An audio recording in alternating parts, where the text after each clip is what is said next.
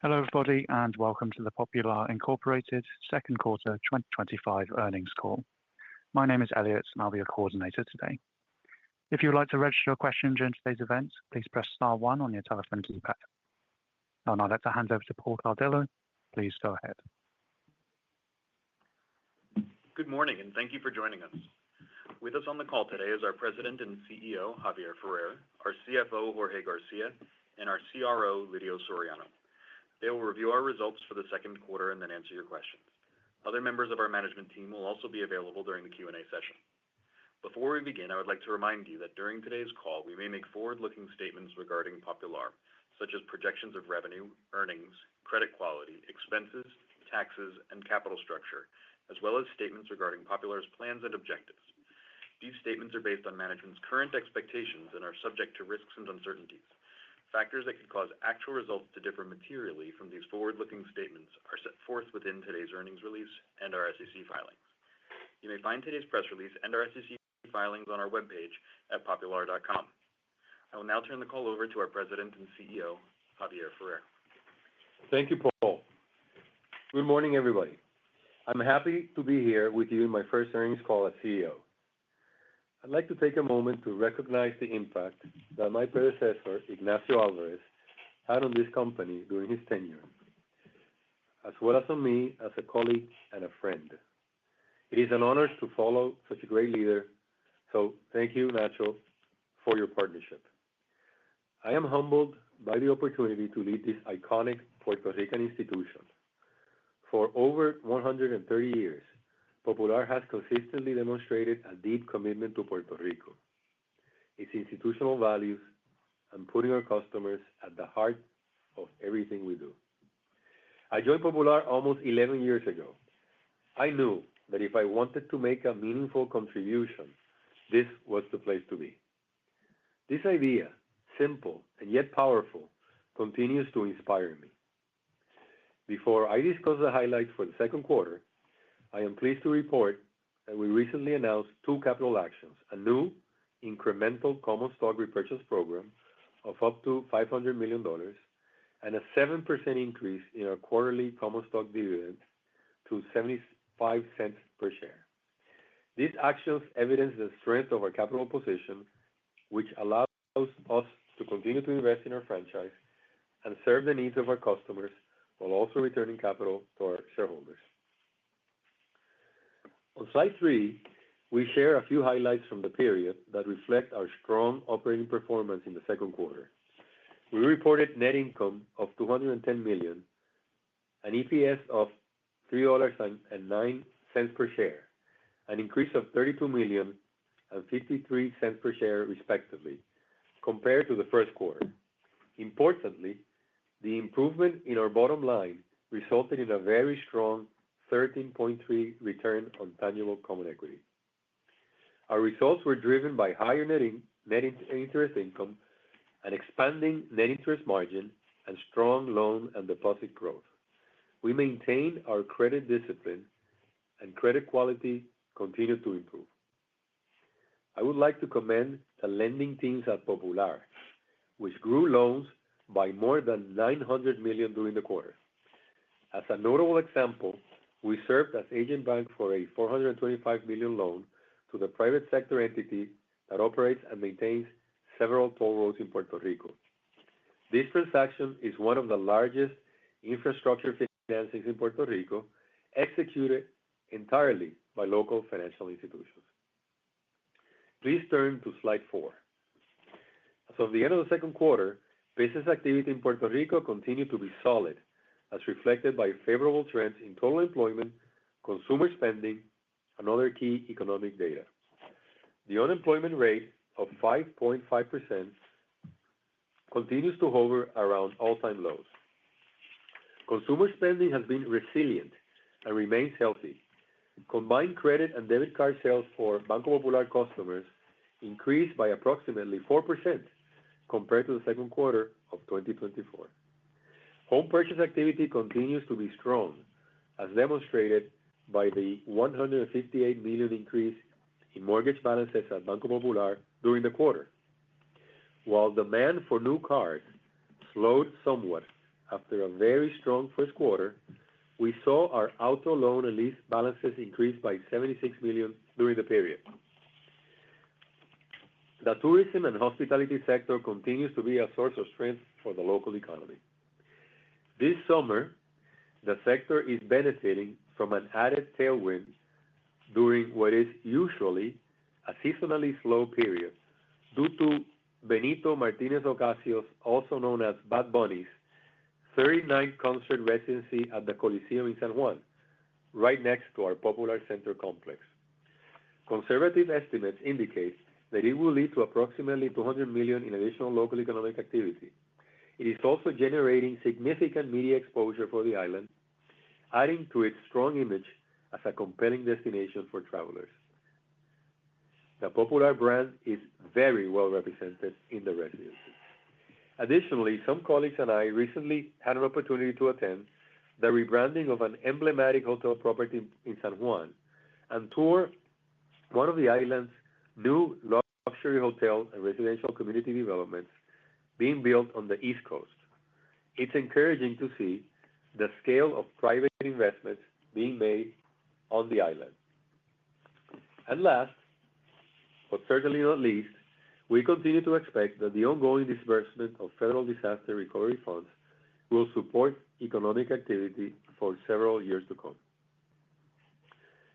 Given what we see every day, I am convinced there are opportunities for growth in Puerto Rico and that we are uniquely positioned to leverage them. We do not take our market position for granted. We compete for it every day and are strongly committed to promoting the island's progress, as we have done for over 130 years. Before turning it over to Jorge, I would like to briefly comment on the status of our transformation. These efforts are designed to enhance our customers' lives through more personalized and seamless experiences, increase employee performance and satisfaction with more agile work processes, modernize the company's technology to enable greater innovation and security, and generate sustainable and profitable growth for our shareholders. A company-wide, multi-year program such as this one requires commitment, focus, and patience. We are pleased with the substantial progress we have made so far. We have modernized branches to enhance customer experience and operational efficiency, reduce loan processing times for small and mid-sized commercial customers at Banco Popular, and launched a new digital platform to improve our commercial cash management services. These are only a small sample of the many efforts completed and in process that will ensure we are the #1 bank for our customers. I am confident that we can improve how we work by becoming simpler, more productive, and more efficient. We will continue to leverage our position to seize additional opportunities for growth in Puerto Rico. I am convinced there are many to drive increased profitability and continue enhancing our performance in the coming years. It's only been a couple of weeks since I officially began in this role, but I'm excited to show everyone what we can achieve together with even greater strategic focus and agility. I will now turn the call over to Jorge for more details on our financial results. Thank you, Javier. Good morning, and thank you all for joining the call today. As Javier mentioned, our quarterly net income increased by $32 million to $210 million, and our EPS improved by 21% to $3.09 per share. These results were driven by better NII and non-interest income and a lower provision for credit losses, offset somewhat by higher operating expenses. There are numerous positives to highlight this quarter, but most significant for us is that the improvement in net income, coupled with our repurchase activity, resulted in a 13.3% ROTCE for the period, an increase of 190 basis points from last quarter. As we have mentioned before, our objective is to deliver sustainable financial results. Our prior guidance of achieving at least a 12% ROTCE in Q4 of this year still stands, Additionally, given this quarter's results and credit outlook, we are increasingly confident we should exceed a 12% ROTCE for the full year and not just in Q4. Longer term, we remain focused on achieving a sustainable 14% return on tangible common equity. Please turn to slide 6. Our net interest income of $632 million increased by $26 million and was driven by balance sheet growth, asset repricing in our investment portfolio, and lower deposit costs in both of our banks. Our net interest margin expanded by 9 basis points on a GAAP basis and 12 basis points on a tax equivalent basis, driven by lower deposit costs and a larger balance of loans and tax-exempt investment securities.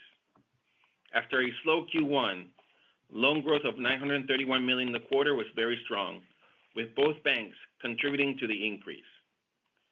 At BPPR, we saw loan growth of $681 million, reflected across all portfolios, but driven primarily by commercial and construction lending.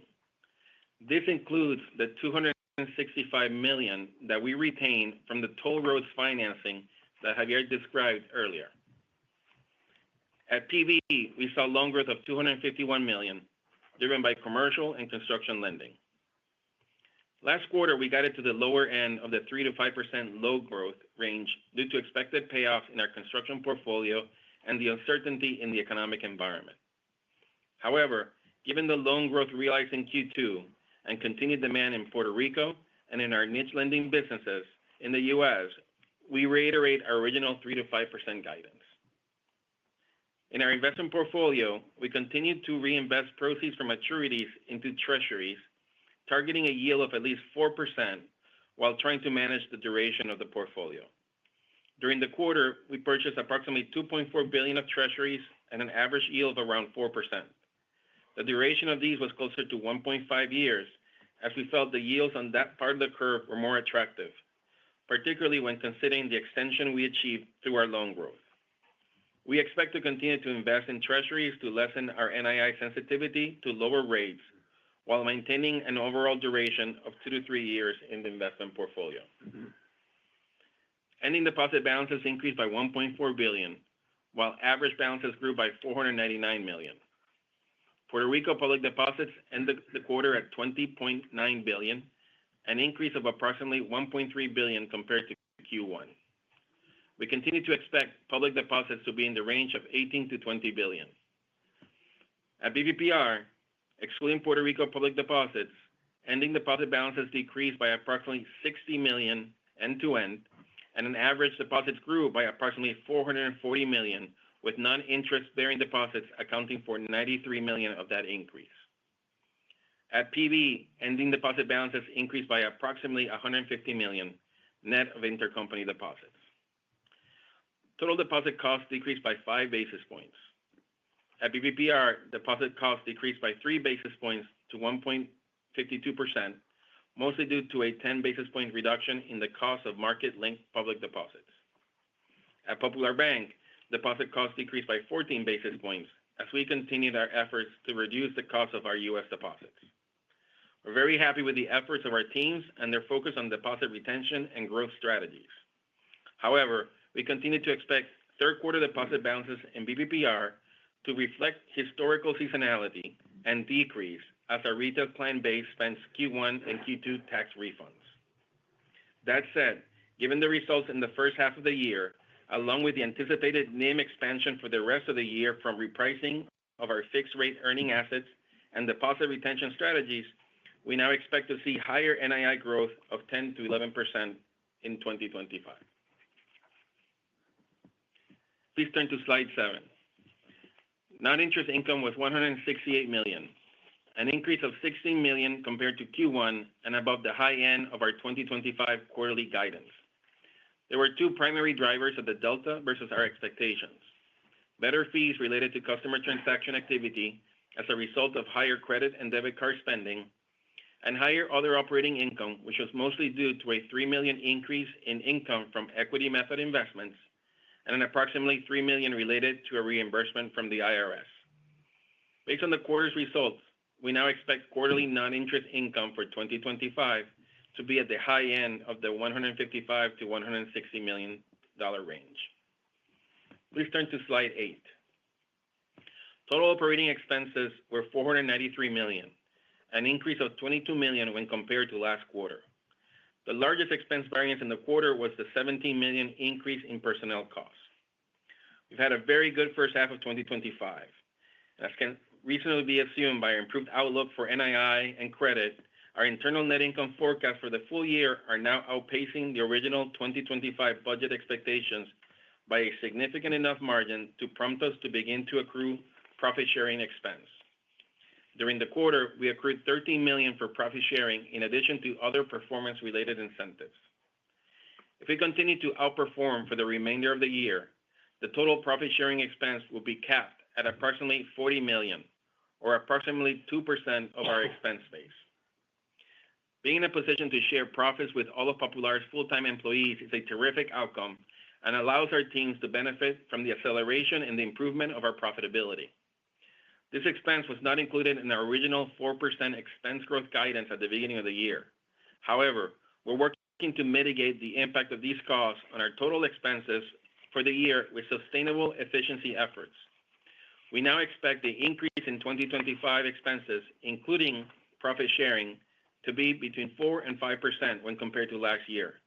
In other words, excluding profit sharing, we should see expense growth below our original 4% expectation. Please turn to slide 9. Regulatory capital levels remain strong. Our CET ratio of 15.91% decreased by 20 basis points from Q1, mainly due to loan growth during the quarter and the effects of capital actions, net of quarterly net income. Tangible book value per share at the end of the quarter was $75.41, an increase of $3.39 per share from Q1, driven by our net income and lower unrealized losses in our MBS portfolio, offset in part by our capital return activity in the quarter.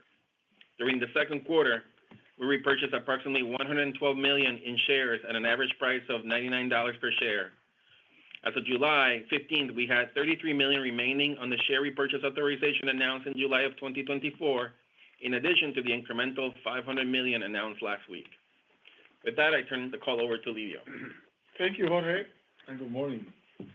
Credit quality metrics improved during the second quarter with lower NPLs, lower inflows, and lower net charge-off. Our mortgage and commercial loan portfolios continue to drive the results, with credit metrics significantly below pre-pandemic levels, coupled with improved performance from our consumer portfolio. Over the years, we have managed credit under different macroeconomic and operating environments, and more recently, we have taken several credit tightening actions to reduce our exposure to riskier segments. We continue to carefully monitor the performance of our book and respond to the environment accordingly. However, we are confident that the improvement in the risk profile of our loan portfolios positions Popular to operate successfully under more difficult economic conditions.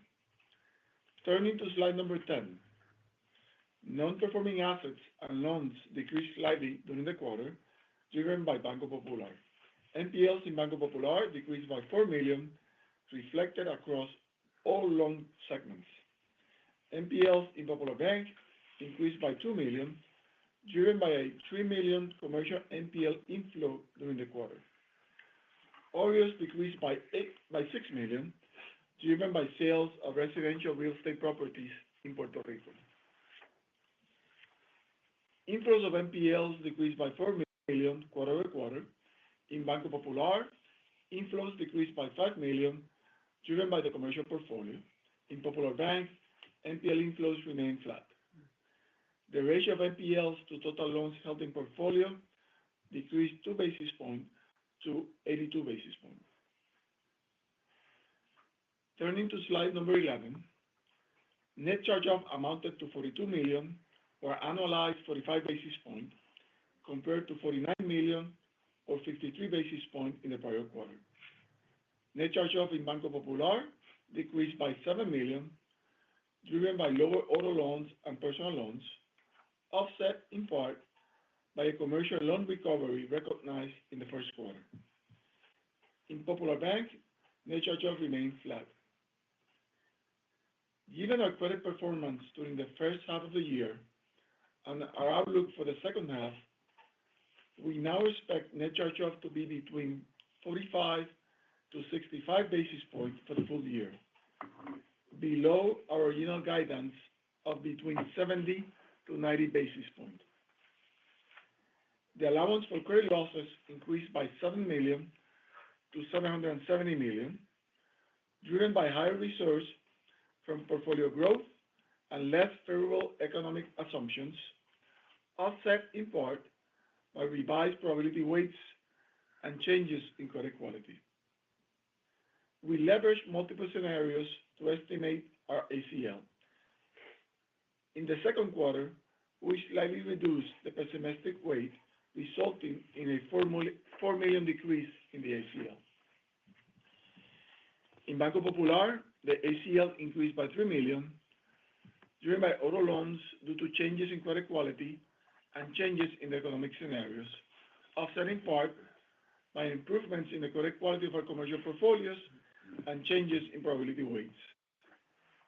In Popular Bank, the ACL increased by $4 million, driven by the changes in economic forecasts and higher qualitative reserves for the CRE portfolio.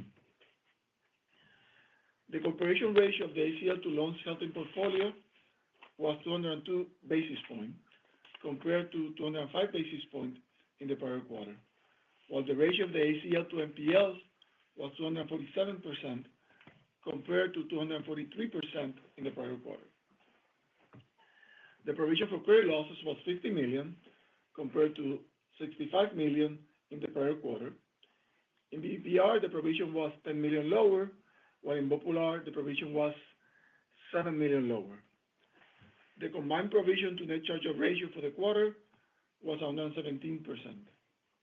To summarize, credit quality metrics improved during the second quarter. We are attentive to the evolving environment, but are confident that the improvement in the risk profile of our loan portfolios will allow us to operate successfully under different economic conditions. With that, I would like to turn the call over to Javier for his concluding remarks. Gracias. Thank you, Lidio and Jorge, for your updates. I am extremely pleased with our financial performance in the second quarter. We increased net interest income, grew loans and deposits, and maintained strong credit metrics. We have had a strong first half of the year. We will continue to execute on our objectives, and I am urging our teams to remain focused on deposit retention, loan generation, and particularly on our expense discipline. We are committed to generating value for our shareholders and to achieving our ROTCE objectives. We will continue to execute our transformation program, determined to be the number one bank for our customers, and to simplify our operations to improve efficiency and drive sustained performance. We're also focused on reinvesting in the communities we serve and believe we are making a meaningful difference. These efforts are highlighted in our corporate sustainability report, which we published in June. I want to give a shout out to our colleagues and recognize their hard work. I see what they do every day in our branches, call centers, and centralized offices. We are pushing ourselves to deliver more for our clients every day, and I am incredibly grateful for their commitment. We are now ready to answer your questions. Thank you. For our Q&A, if you would like to ask a question, please press star followed by 1 on your telephone keypad. If you would like to withdraw your question, please press star followed by 2. When preparing to ask your question, please ensure your device is unmuted locally. First question comes from Jared Cassidy with RBC. Your line is open. Please go ahead. Hi, guys. This is actually Forrest Hamilton in Gerard's place for today. Nice quarter. And just one quick question. There's been a lot of recent highlights and headlines on stable coins. And I was just curious how you guys see stable coins potentially impacting Popular's business and deposits and kind of the medium to long-term outlook? Well, thank you for that question. I just want to say that we're looking at it, given that the Genius Act was approved. We put together a team to do deeper dives and start to think about potential use cases. So that's where we are with it. We realize that it's coming and it will have an impact in the industry. It's early innings, but we have started moving on the opportunity. Okay, great. Thank you. And that's it for me for today. Thank you. Thank you. We now turn to Timur Braziler with Wells Fargo. Your line is open. Please go ahead. Hi, good morning. Good morning. Looking at the level of current accruals for the profit sharing, I'm just wondering what the interplay is between the $13 million that's accrual today versus the max of $40 million and the revenue guide that's out there. Does the revenue guide imply the current accrual is the right number and you need to top that in order to get closer to the $40 million, or as we get closer to hitting that new guide, that accrual should continue inching higher? So first, I'll remind you, Timur, the way the profit sharing works is that we have to beat our budget of net income by at least 3%. And as that number increases and the payoff gets greater, it's capped off. It's up to 8% of our employee salary, up to a maximum total compensation of $70,000. That's where the 8% applies to. So if you make more than $70,000, you don't keep accruing. And this is a great opportunity for us to share in with our employee base when we really exceed plan. When everybody executes and exceed plan, we feel that our interests are aligned between shareholders and our employees. Having said that, the guide that we have provided, which includes increasing net interest income as well as increasing expenses, the expense rates that we have, we are certainly expecting to accrue the max of profit sharing, and that's embedded in our guidance. So we don't take lightly Javier's comments of making sure our team continues to be focused and executing. Yeah. Okay, great. Appreciate that color. And then maybe a two-part question on deposits. I think I heard commercial deposit competition was maybe picking up on the island, driving some of the higher costs there, and then appreciate the comments on typical seasonality in 3Q. I'm just wondering if you can frame how that seasonality looks in 2025 versus what we saw last year. In terms of competition, Javier, like I said, we compete every day for our customers, for our business. We do it on service and sometimes on price as well, right? And I would say that on the commercial side, we don't see as much yield-seeking behavior or pushback. I think a lot of that has been embedded in our baseline. On the retail clients, there are still many discussions and still some yield-seeking behavior. We continue to see outflows of roughly $100 million a month into our Popular Securities subsidiary. So there's still some yield-seeking behavior and from our retail clients. The one thing that is different than last year, for your question, is that our teams are much more focused on deposit gathering and deposit retention strategies in our branches. As you know, we adjusted our compensation plans, we adjusted targets to really make sure that we were incentivizing the deposit retention behavior. When we look back pre-pandemic, where you don't have all the noise that we saw during the pandemic, it is clear that there's a trend where our client base gets more inflows in the first half of the year. They tend to spend some of that in the third quarter, and then you see stability and maybe an uptick in the fourth quarter. We expect those trends to continue. But I would also say when we look at the inflows of our clients, particularly in this first half of the year, our clients have received more tax refunds than they did last year. And even though last year we had the special one-time rebate from the Puerto Rico government, and inflows outside of the tax proceeds are about 6% higher. So people are earning more. So it really does go to demonstrate the strength of the consumer in Puerto Rico. So we are confident in our teams, but there is a seasonality. We have over 1 million retail clients. It's very difficult to understand their predict their spending behavior.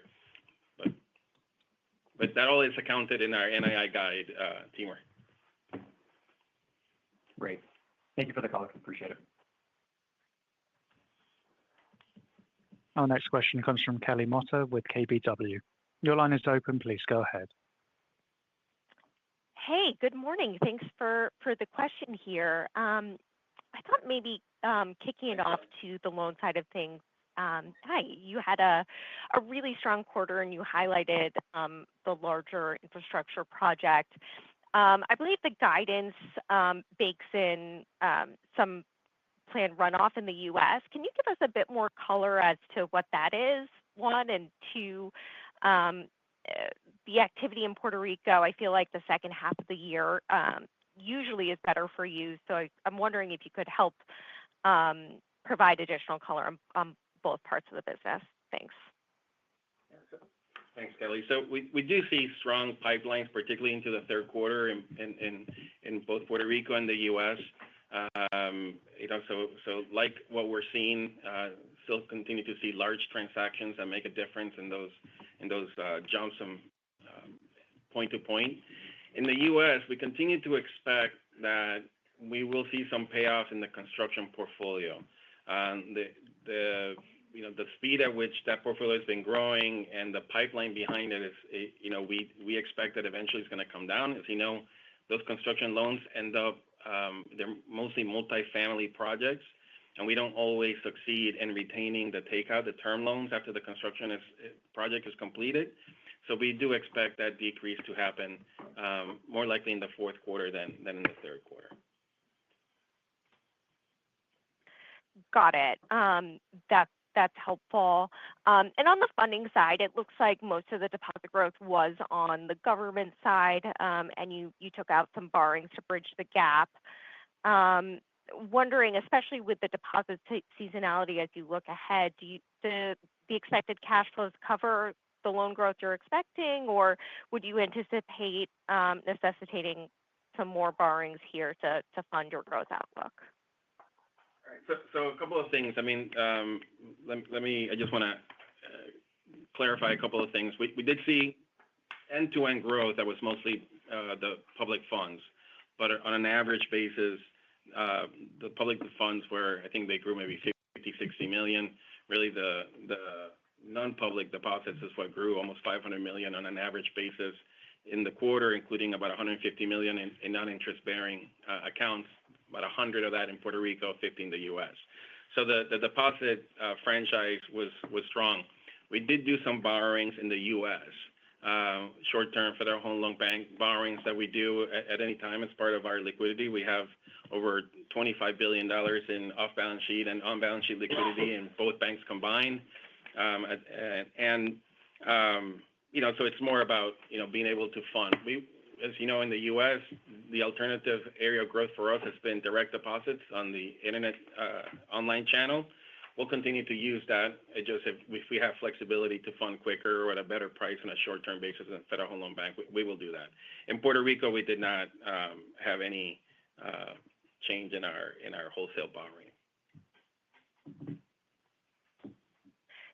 Got it. Thanks. Last quick question from me is on the expense side. You rightly pointed out that with the profit sharing expense, your operating expenses are actually lower than what you had previously expected. Wondering if you could offer what's driving that. Are you pushing out some of the transformational expenses to next year, or realizing greater efficiencies with what you've done so far? It really is all of the above. I mean, we do have, as part of the transformation efforts, we do have work streams that are focused on efficiency. We are finding opportunities and sustainable efficiencies that are operational and technology expenditures, just managing data purge exercises, how we manage different operational accounts with more precision, and urging our teams for a commitment of excellence and not being just being on top of their responsibility and making sure that we have that discipline. We are incentivizing people on expense control, and that usually warrants people to start paying attention and are focused on that. On the transformation, there are projects that get delayed and that impacts our total expense base. Some of it delayed because of things that we do. Other things are delayed because of bigger picture things like, there's a recent conversion in Fed wires that impacted the entire banking sector, and that got delayed about a quarter. So you see some of that in our expense delays. So it really is a combination of a lot of different things. But our teams are focused, and we want to make sure that we get to pay out on that profit sharing and also mitigate the total expense base for Popular. Got it. Thanks for the color. I'll step back. As a reminder, if you'd like to ask a question, please press star one on your telephone keypad now. We now turn to George Shaw with Barclays. Your line is open. Please go ahead. Hey, good morning. Maybe on the loan growth, you highlighted the large deal that you led. Are you now at the point where you're starting to see the federal stimulus money or federal investments really start to get traction? Should we start to expect more of these larger deals? And I guess what's your comfort with sort of the upper end of hold size on those? Well, I mean, we are seeing talking to the government agencies that are handling the federal funds and also to our customers.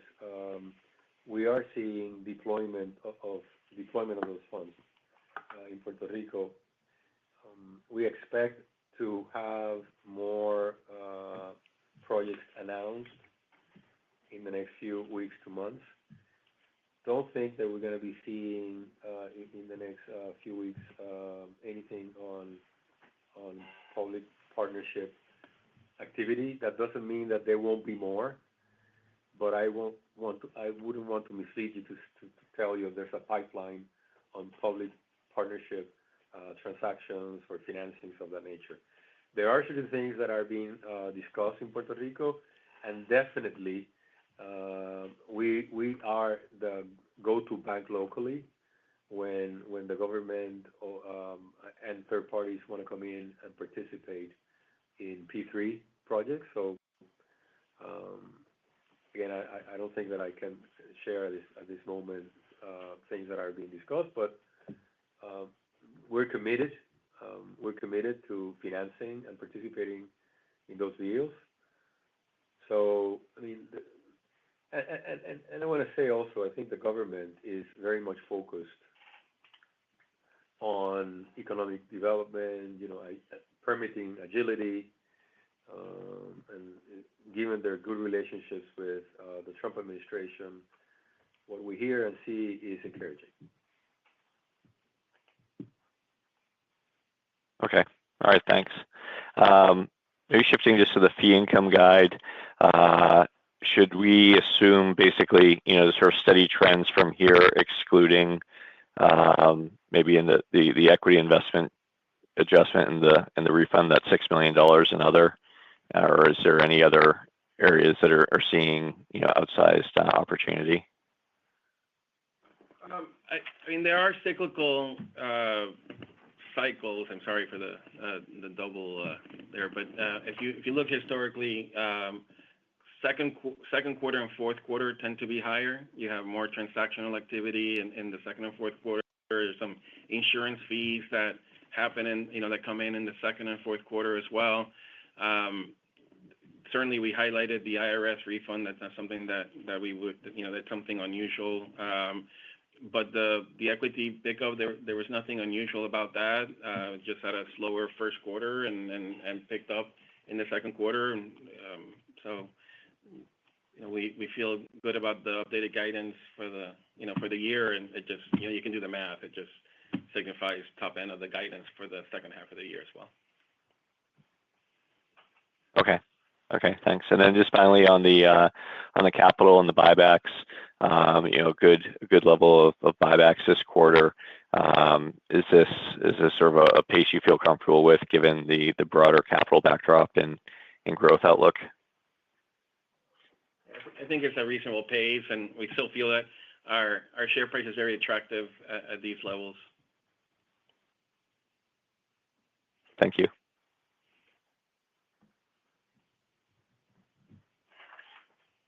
This concludes our Q&A.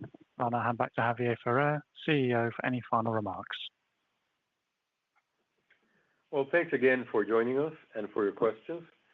We look forward to updating you on our third quarter results in October. Thank you. Ladies and gentlemen, today's call is now concluded. We'd like to thank you for your participation. You may now disconnect your lines.